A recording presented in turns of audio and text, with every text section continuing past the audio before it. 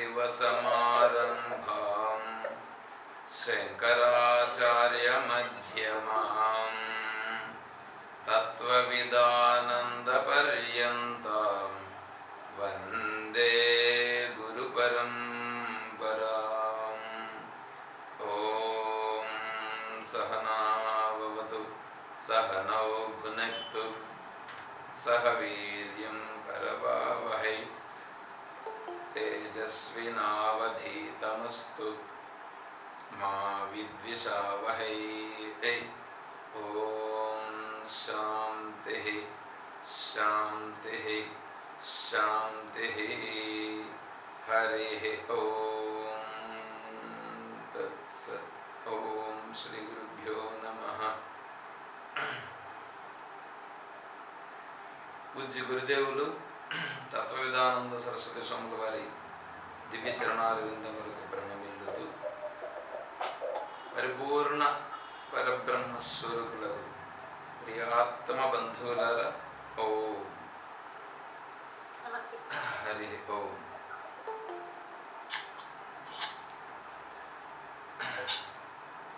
మనం మామూలుగా ఆదివారము ఒక టాపిక్ ఇస్తున్నాం. ఇప్పుడు 2వ తారీఖు ఆదివారం వస్తుంది. 2వ తారీఖు ఆదివారానికి మనం ఒక టాపిక్ ఇద్దాం.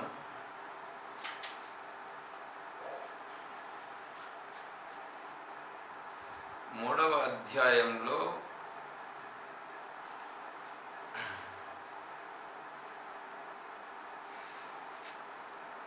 మూడవ శ్లోకం నుండి 7వ శ్లోకం వరకు నుండి 7-8 శ్లోకాలు ఏదైనా పర్లేదు. 3వ శ్లోకం నుండి 9వ శ్లోకం వరకు, 3వ శ్లోకం నుండి 9వ శ్లోకం వరకు దాన్ని ఏ విధంగా సమన్వయం చేసుకోవాలి అనేటువంటిది చెప్పాల్సి ఉంటుంది. అందరూ చెప్పచ్చు. 3వ అధ్యాయం 3వ శ్లోకం నుండి 9వ శ్లోకం వరకు చాలా బాగుంటుంది. మంచి ఇది గన ఈ 3వ శ్లోకం నుండి 9వ శ్లోకం వరకు గన మనకిది బాగా అర్థమైతే కర్మయోగం అంటే ఏంటి అనేది మనకు చాలా బాగా స్పష్టమైనట్లు లెక్క ఒకటి. తర్వాత రెండవది, జ్ఞానం కలిగేదానికి అంతఃకరణ శుద్ధి అనేటువంటిది చాలా సులభంగా మనకు కలుగుతుంది. అది విషయం. మళ్ళీ ఒకసారి చెప్తున్నాను. 3వ అధ్యాయంలో 3వ శ్లోకం నుండి 9వ శ్లోకం వరకు 2వ తేదీ ఆదివారం రోజు దానిపైన చర్చ ఉంటుంది. అందరూ పాల్గొనాలి. సరే, మనం ఇప్పటి వరకు 10వ అధ్యాయాన్ని పూర్తి చేసుకున్నాం. ఇప్పుడు ఇంకా 11వ అధ్యాయంలో ప్రవేశిస్తాం ఈరోజు.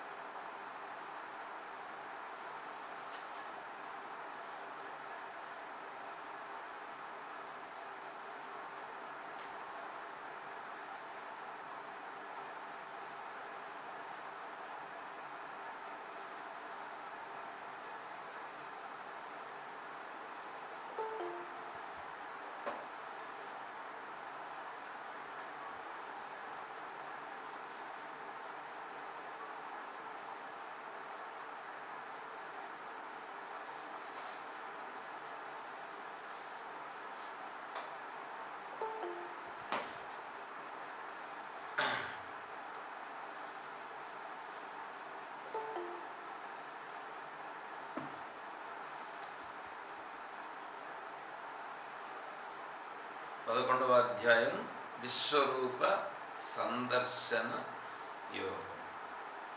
విశ్వరూప సందర్శన యోగం గురించి చెప్పేదానికి ముందు విశ్వరూపము భగవంతుడు చూపించాడా లేదా, చూపిస్తే ఎట్లా చూపించినాడు అనేటువంటిది మనం ఒకసారి దాని గురించి మనం తెలుసుకోవాలి. భగవానుని యొక్క విభూతులు చెప్పబడినవి ఆ సందర్భమునందు నేను ఈ జగత్తును అంతను ఒక అంశచే దృఢముగా నిలిచి ఉన్నాను అని కూడా భగవానుడు చెప్పాడు. ఆ వాక్యమును విని అర్జునుడు జగత్తునకు ఆత్మయే ఉన్నట్టు జగత్కారణమైనట్టు ఈశ్వర విభూతితో కూడి ఉన్న ఆ భగవానుని స్వరూపమును సాక్షాత్కరించుకొనగోరుచున్నవాడై అడుగుతున్నాడు. చూడండి,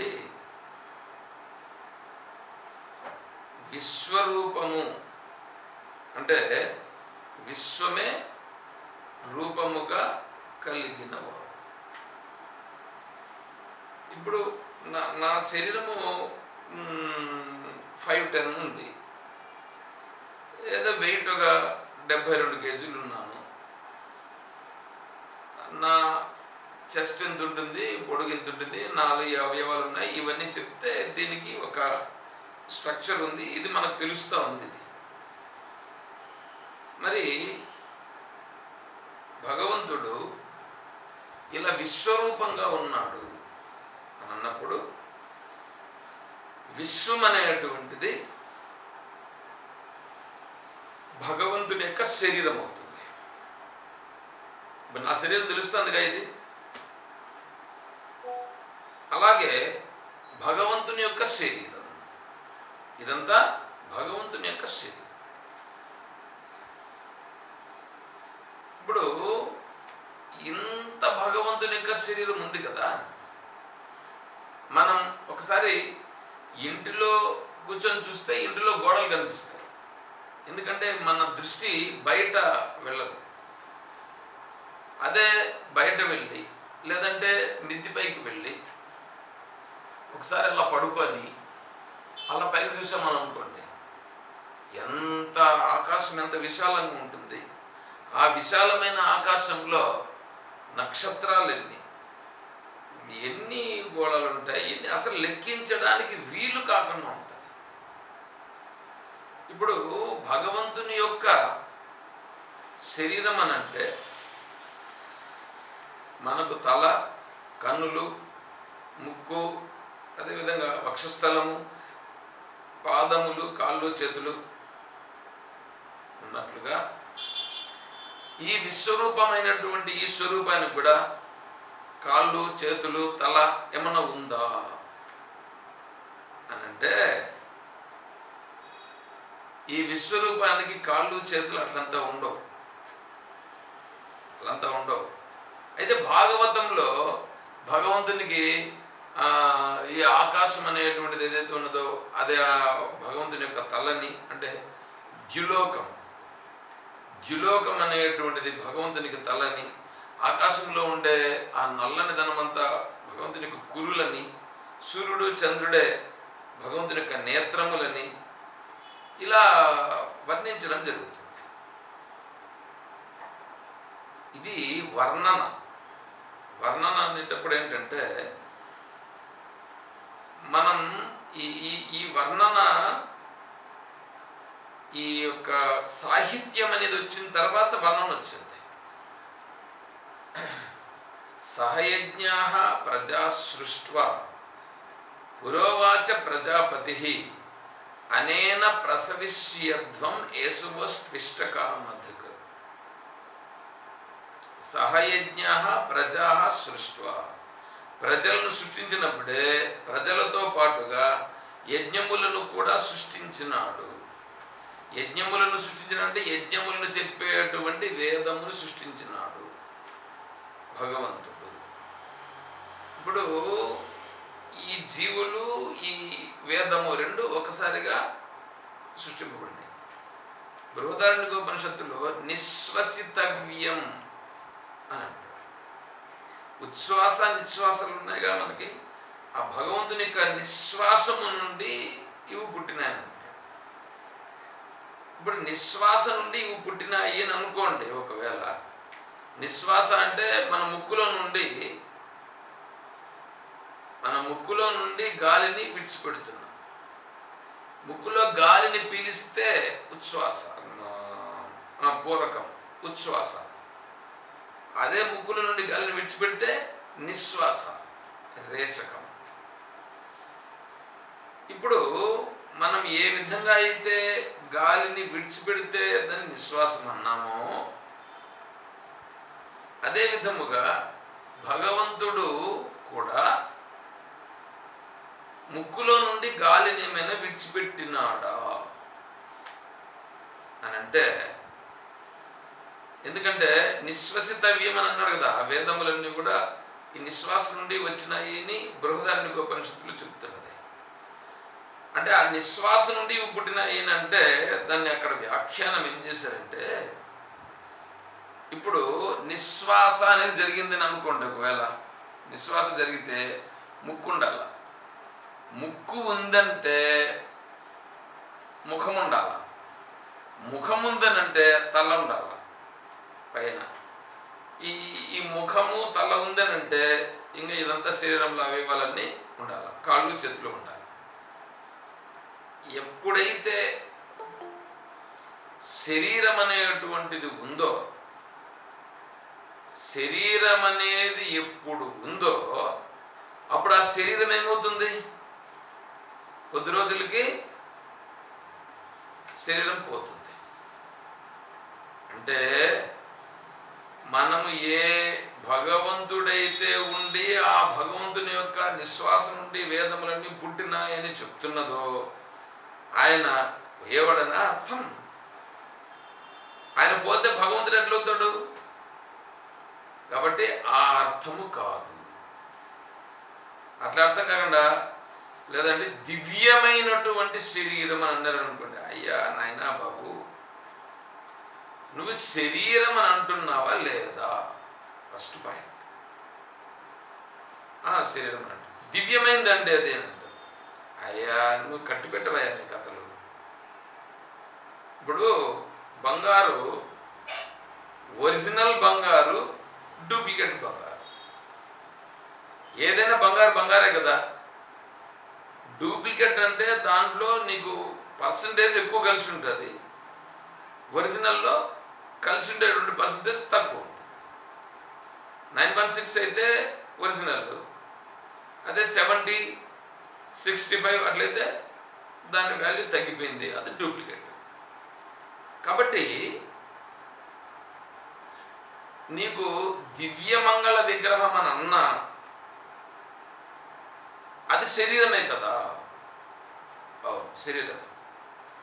శరీరమైనప్పుడు అది ఏ శరీరమైనా సరే ప్రాకృతికమైనటువంటి ప్రకృతి నుంచినే తయారయ్యిందా లేదా ప్రకృతి కాకుండా తయారయ్యిందా?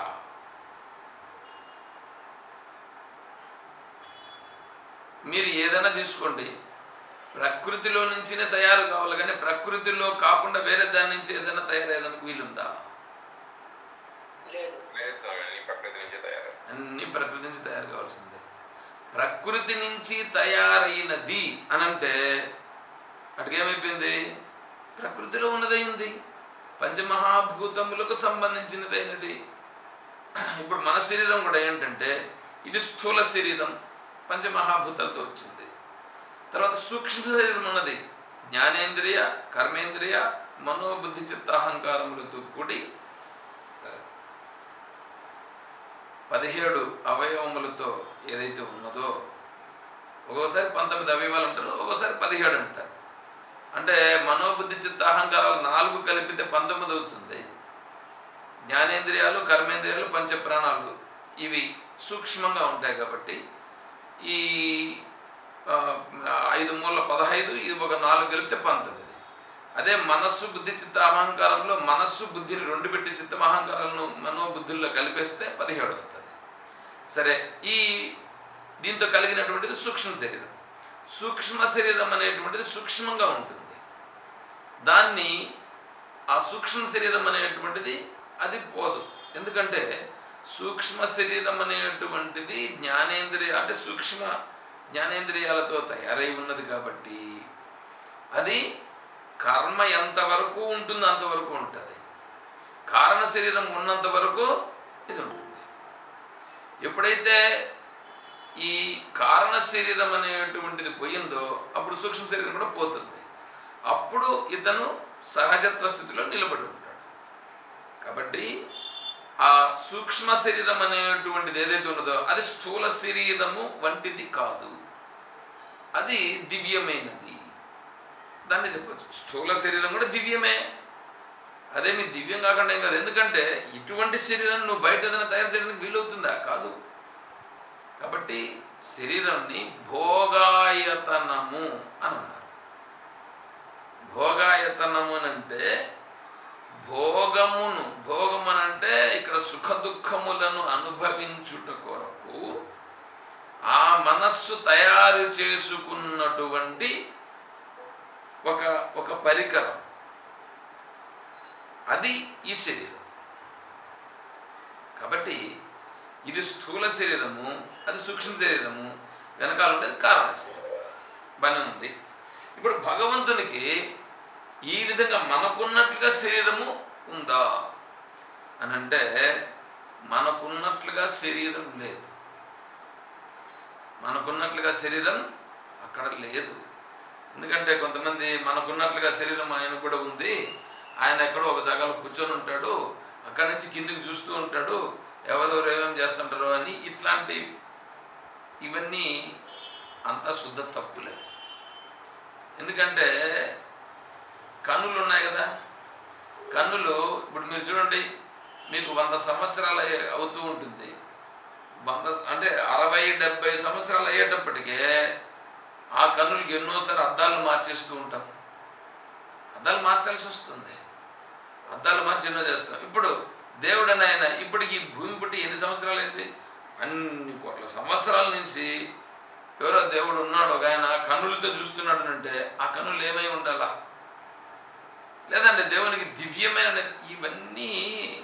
అందుకే చెప్తా ఉండేది, ఉపనిషత్తులు 1008 ఉపనిషత్తులు అని అన్నారు. దాంట్లో 108 ఉపనిషత్తులు లభ్యమవుతున్నాయి. ఆ 108 ఉపనిషత్తుల్లో ఆచార్యుల వారు 10 ఉపనిషత్తులకు మాత్రమే భాష్యములు రాశారు. ఇంకొక 2 కలుపుకున్నారంట, కౌశిక ఉపనిషత్తు, శ్వేతాశ్వతర అని 2 కూడా కలిపినారని అన్నారు. అట్లా అనుకుంటే కూడా 12 ఉపనిషత్తులకు రాశారు ఆచార్యులు. అంటే 12 ఉపనిషత్తులు తత్వ ప్రధానముగా ఉన్నవి, అంటే ఉన్న యథార్థమైనటువంటి తత్వాన్ని చెప్పినాయి. మిగిలిన ఉపనిషత్తులన్నీ యథార్థమైన తత్వాన్ని చెప్పలా.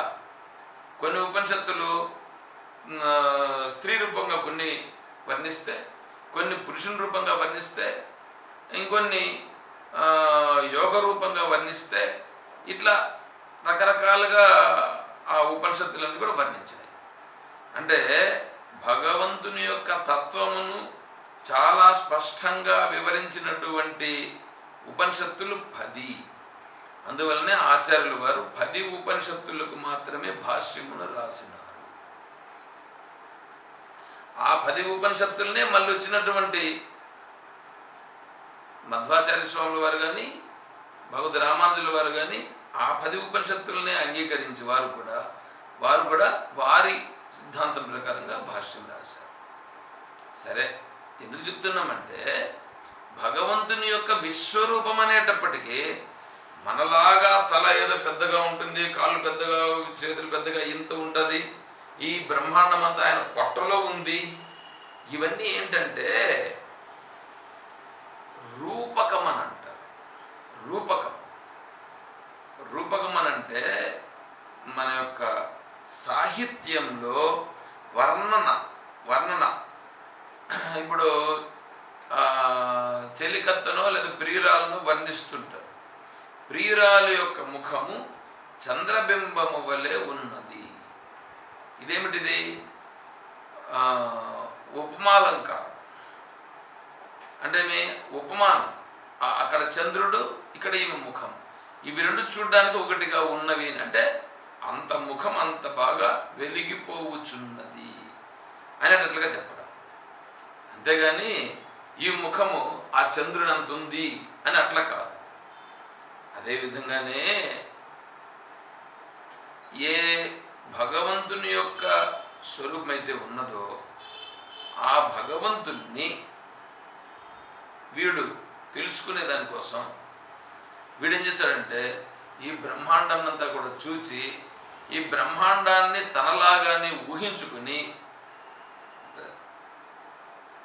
రూపకం చేస్తూ భగవంతునికి తల ఏమిటి, అందులో కన్నులేమిటి, అందులో వక్షస్థలం ఏమిటి, అందులో పొట్ట ఏమిటి, పాదములు ఎలా ఉన్నాయి, ఈ చేతులు ఎలా ఉన్నాయి, ఈ వీటినన్నింటిని ఏం చేశారంటే బుర్ర కలిగినటువంటి వాళ్ళు, ఈ ఛందస్సును బాగా అధ్యయనం చేసిన వాళ్ళు దాన్ని వర్ణించి వాళ్ళు ఒక రూపాన్ని వాళ్ళు చూపించారు. అంతేకాకుండా వేదంలో కూడా సహస్రశీర్షా పురుష సహస్రాక్ష సహస్రపాద స భూమి విశ్వదౌరుత్వ అత్యతిష్ట దశాంగులం. ఇది వినింటారు మీరు? విన్నారా? ఎప్పుడన్నా విన్నారా లేదా? సహస్రశీర్ష పురుష, సహస్ర శీర్షములు, శీర్షం అంటే తల. ఇప్పుడు అనేక అంటే 1000 శిరస్సులు కలిగినటువంటి వాడు ఆ పురుషుడు. సహస్ర శీర్ష పురుష సహస్రాక్ష సహస్రపాద్. ఏమండి?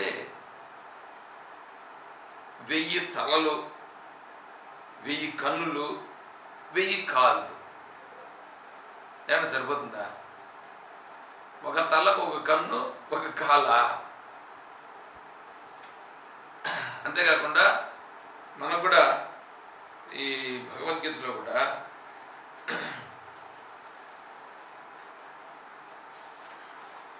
దివి సూర్య సహస్రస్య భవేద్యుగపదుత్థిత యది భాసదృశి భాసస్తస్య మహాత్మనః అని అర్జునుడు భగవంతుడు చెప్తాడు. ఈయన కూడా అర్జునుడు కూడా దాన్ని బాగా వర్ణిస్తాడు. పశ్యామి దేవాంస్తవ దేవదేహే సర్వాంస్తదా భూత విశేష సంఘాన్ బ్రహ్మాణమీశం కమలాసనస్థం ఋషీంద్ర సర్వాన్ మృగాంశ దివ్యాన్ ఇట్లా వర్ణిస్తాడు.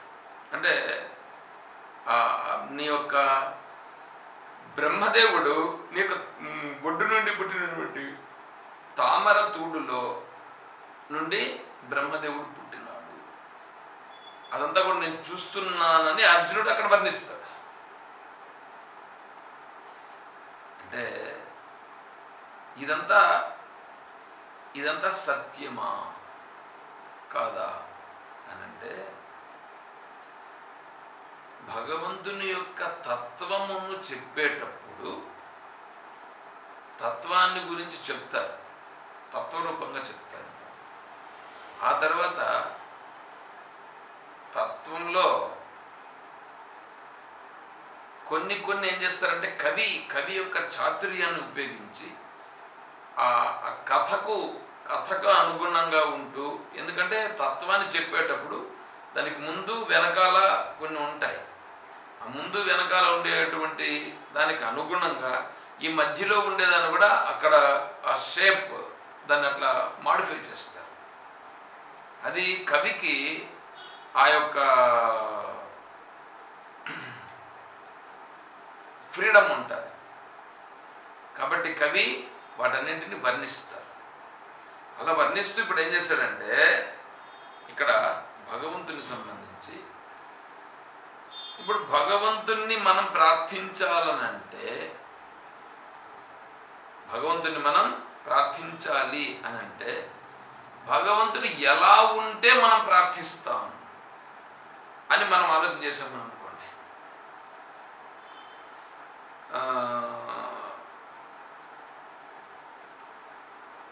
ఒకసారి సముద్రంలో ఉండే చేపలు ఒక జాగాలో చేరి మనము భగవంతునికి ఇల్లు కట్టాలి, గుడి కట్టి ఆ గుడిలో దేవుని ప్రతిష్ఠించి దేవునికి మనం సేవలు చేసుకోవాలి అని అనుకున్నాయట. అనుకుంటే ఇప్పుడు అవన్నీ సమావేశమైనాయి. ఇప్పుడు వాళ్ళ దేవుడు ఎలా ఉంటాడు అని అనుకుంటారు? ఊహిస్తే చేపలాగానే ఉంటారు. ఎందుకంటే చేపలు అక్కడ చేరాగా, అక్కడ చేపలు చేరి దేవుణ్ణి ఊహిస్తే అవి ఎలా ఉంటాయి? వాళ్ళ దేవుడు చేపే ఉంటుంది. అలాగే ఇక్కడ కూడా ఈ మనిషి దేవుని గురించి ఆలోచిస్తూ ఊహిస్తున్నాడు కాబట్టి ఆ దేవుడు మనిషిలాగానే ఉంటాడని వీళ్ళు కూడా ఏం చేస్తారంటే వాటిని రూపకం చేస్తారు. అట్లా రూపకం చేసినటువంటిదే కానీ నిజముగా అయితే ఈ విగ్రహ రూపంగా ఇలా ఉండుట దేవుడు అనేటువంటిది అది సత్యమైనది కాదు. అది కవి యొక్క చాతుర్యం, కవి యొక్క వైభవం. ఏమండి మీరు ఒకటి చెప్పండి, నేను అడుగుతాను. మీరు సినిమాలు చాలా చూసింటారుగా, కనీసం అంటే ఒక 50 అయినా చూసింటారుగా. 50 అయినా చూసింటారా? చూసింటారా? సరే, 50 సినిమాలలో 50 స్టోరీలు ఉంటాయి ఉండవా? 50 స్టోరీలు సత్యమా?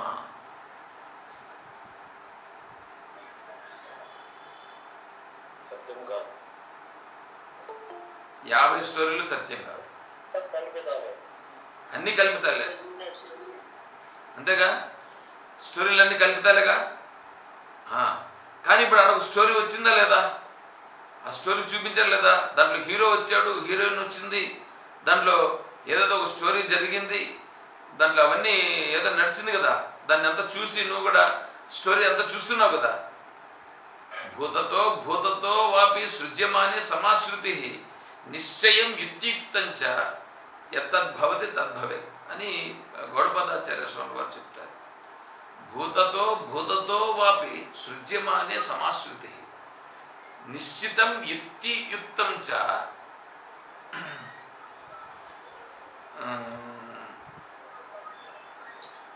అంతవరకు వచ్చింది. నిశ్చితం యుక్తియుక్తం చ, సరేలే అక్కడి వరకు వచ్చింది. అంటే భూతతో వాపి అంటే ఈ సృష్టి ఇది అయిపోయింది, ఇంకొక సృష్టి వచ్చింది, ఆ సృష్టి అయిపోయింది, ఇంకొక సృష్టి వచ్చింది. ఇట్లా ఇప్పుడు మనకేంటంటే ఇప్పుడున్నటువంటి బ్రహ్మదేవుడు ఉన్నాడే, బ్రహ్మదేవునికి ఆయుష్కాలం 50 సంవత్సరాలు అయిపోయినదని మనం చెప్తారు కదండి. ద్వితీయ పరార్థే శ్వేతవరాహ కల్పే వైవస్వతమన్వంతరే కలియుగే ప్రథమ పాదే జంబూద్వీపే చెప్పరా సంకల్పం చెప్పేటప్పుడు? ద్వితీయ పరార్థే అంటే అర్థం ఏంటి? ద్వితీయం అన్నప్పుడు రెండవ సగంలో ఉన్నాడు. అంటే మొదటి సగం అయిపోయింది, ఇంకా రెండవ పదార్థం అంటే సగం ఆయుష్కాలం అయిపోయింది, తర్వాత సగం ఆయుష్కాలంలో ఉన్నాడు ఇప్పుడు. ఎవరు? బ్రహ్మదేవుల వారు 50 సంవత్సరములు పూర్తయిపోయి తర్వాత ఉండేటువంటి 50 సంవత్సరాల్లో ఆయన ఉన్నాడు అంటే బ్రహ్మదేవుల వారి యొక్క పగలు రాత్రి, పగల్లో సృష్టి చేస్తాడు, రాత్రిలో సృష్టి అంతా లయమైపోతుంది, ప్రళయం అవుతుంది అని మనకు చెప్తారు వీళ్ళందరూ కూడా. అది ఇప్పుడు పగలు సృష్టి చేశాడుగా, రాత్రి ప్రళయమైందిగా. ఈ ప్రళయం కావడం, మళ్ళీ సృష్టించడం, ఇదంతా ఎట్లుంది? సినిమా అయిపోయిన తర్వాత మళ్ళీ ఇంకో సినిమా వచ్చినట్లుగా లేదా ఇక్కడ?